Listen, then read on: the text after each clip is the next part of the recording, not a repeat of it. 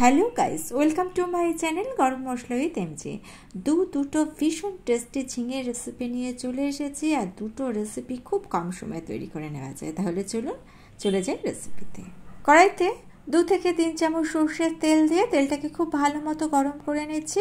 আমি সর্ষের তেলে রান্নাটা করব, ইচ্ছে হলে আপনারা সাদা তেলেও রান্নাটা করতে পারেন, তবে সর্ষের তেলে কিন্তু এই রান্নার টেস্ট ভালো আসে। গরম তেলের মধ্যে কিছুটা আলু দিয়ে দিলাম। আলুটাকে দেখুন ঠিক আলু ভাজার মতো করে কেটে নিয়েছি। 2-3 মিনিট আলুটাকে একটু নাড়াচাড়া করে নিয়ে আমি 400 গ্রাম কেটে রাখা ঝিঙে এখানে অ্যাড করে দিলাম। ঝিঙেটাকেও দেখুন জিরি জিরি করে বা আলু ভাজার মতো করে কেটে নিয়েছি। নুন দিচ্ছি না আর ঢাকা দিয়েও রান্না করছি না, কারণ ঝিঙে আর আলুটাকে আমাদের ভেজে নিতে হবে। নুন দিয়ে দিলে কিন্তু অনেকটা জল বেরিয়ে যাবে, ভাজাটা ঠিকঠাক হবে না। মোটামুটি 4 থেকে 5 মিনিট পর দেখুন ঝিঙের পরিমাণটা কতটা কমে গিয়েছে, আর এরই মধ্যে কিন্তু ঝিঙে থেকে জল বেরিয়ে ঝিঙে আর আলুটা অনেকটাই সেদ্ধ হয়ে গিয়েছে। ঝিঙে আর আলুটাকে আমি তুলে নিলাম। 25 গ্রাম চিনে বাদাম 1 ঘন্টা জলে ভিজিয়ে রেখেছিলাম। এইবার বাদামগুলোকে একটা মিক্সিং জারের মধ্যে নিয়ে একটা পেস্ট আমি বানিয়ে নিচ্ছি। কড়াইটাকে একটু পরিষ্কার করে নিয়েছি, আর কড়াইয়ের মধ্যে দিয়ে দিলাম আরও 2 থেকে 3 চামচ সর্ষের তেল। এইবার গরম তেলের মধ্যে 2টো গোটা শুকনো লঙ্কা আর 1/4 স্পুন কালো জিরে দিয়ে 8-10 সেকেন্ড ফোড়নটাকে ভাজা হতে দিয়ে এর মধ্যে 3টে মিডিয়াম সাইজের কুচিয়ে নেওয়া পেঁয়াজ দিয়ে দিলাম। নুন অ্যাড করে দিলাম, এর ফলে পেঁয়াজটা তাড়াতাড়ি নরম হয়ে যাবে। খুব লাল করে কিন্তু ভাজবো না, মোটামুটি ওই 2.5 থেকে 3 মিনিট মতো মিডিয়াম ফ্লেমে পেঁয়াজটাকে ভেজে নেব। দেখুন আমি 3 মিনিট পরে দেখাচ্ছি, কালারটা চেঞ্জ হয়ে গিয়েছে। এই পর্যায়ে দিয়ে দিচ্ছি বাদাম বাটাটা দেওয়ার পর দেখুন মিক্সিং জারের মধ্যে অনেকটা বাদাম বাটা লেগেছিল, তাই মিক্সিং জারটা ধুয়ে একটু জল দিয়ে দিলাম, হলুদ গুঁড়ো দিয়ে দিলাম আর ঝাল লঙ্কার গুঁড়ো দিয়ে দিলাম।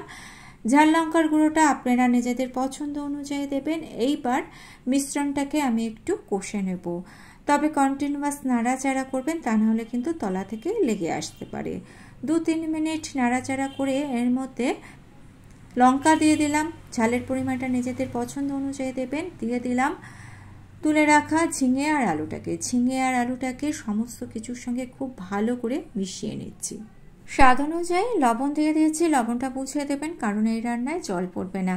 এইবার মিডিয়াম টু হাই ফ্লেমে আমি রান্না করে নিচ্ছি। 5 থেকে 7 মিনিট সমস্ত কিছু সেদ্ধ হয়ে গেছে, সুতরাং হাই ফ্লেমে রান্না করে নেবেন। আর হাই ফ্লেমে রান্না করলে এই রান্নার টেস্টটা কিন্তু ভীষণ ভালো আসবে। হাই ফ্লেমে 5-7 মিনিট রান্না করে নিয়ে দেখুন কড়াই থেকে লেগে আসছে। এই পর্যায়ে গ্যাসের ফ্লেম অফ করে দিয়েছি। রান্নাটা আমাদের রেডি হয়ে গিয়েছে, চলে যাচ্ছি অন্য আরেকটা রান্নায়।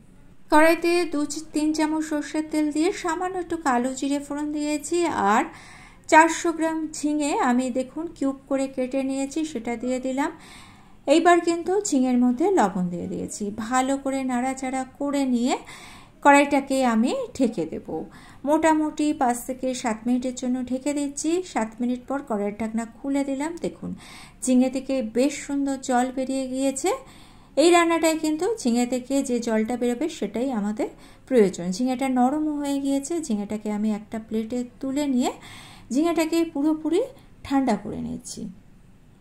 ঝিঙেটা ঠান্ডা হয়ে গিয়েছে। এইবার একটা মিক্সিং জারের মধ্যে ঝিঙেটাকে দিয়ে দিচ্ছি, জলটা শুদ্ধ।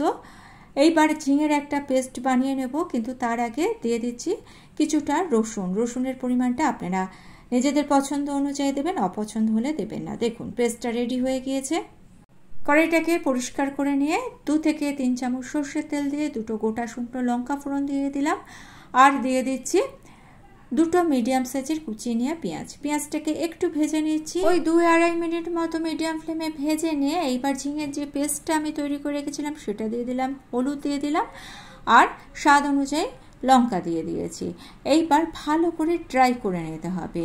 দেখুন হাই ফ্লেমে আমি ঝিঙেটাকে কন্টিনিউয়াস 7-8 মিনিট নাড়াচাড়া করে নিয়ে এই রকম অবস্থা পর্যন্ত রান্না করে নিয়েছি। এখন দেখুন মিশ্রণটা কড়াই থেকে উঠে আসছে, তার মানে রান্নাটা কিন্তু আমাদের হয়ে গিয়েছে। গ্যাসের ফ্লেম অফ করে দিয়েছি। একটা বাটিতে ঝিঙেটাকে আমি তুলে নিচ্ছি। দুটো রেসিপি ট্রাই করার অনুরোধ রইল। ভীষণ টেস্টি দুটো রেসিপি, আশা করছি ভালো লাগবে। ভালো লেগে থাকলে ছোট্ট করে লাইক করে দিয়ে চ্যানেলটা সাবস্ক্রাইব করে নিয়ে পাশে থাকা বেল আইকনটা প্রেস করে দিয়ে অল অপশানটা ক্লিক করে দেবেন। আজকে এই পর্যন্তই। Thanks for watching.